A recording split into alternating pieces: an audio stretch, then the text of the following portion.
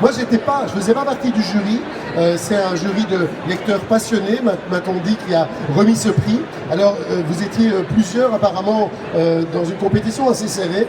J'ai eu la chance d'ailleurs de rencontrer Jean-Louis Hart, par exemple, pour un cycle de mensonges lors d'une émission à la télévision. Donc, on se connaît un petit peu.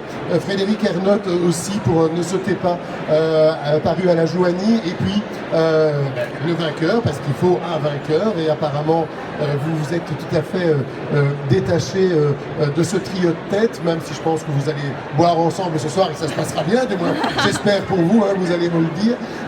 C'est vous, Alia Cardin, pour ce roman Une vie à t'attendre, que j'ai reçu, donc j'ai eu l'occasion de me plonger dedans et je trouve qu'il met le point sur quelque chose de très très important.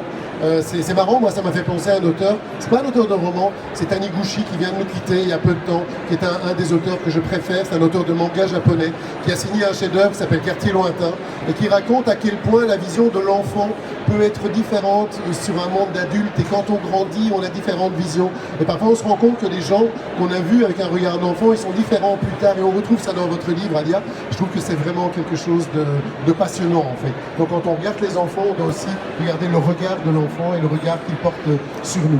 Donc je dis, je ne vais pas la faire longue, d'autant plus que je dois offrir, c'est mon petit côté Oscar, j'adore en fait ce premier prix des lecteurs de club.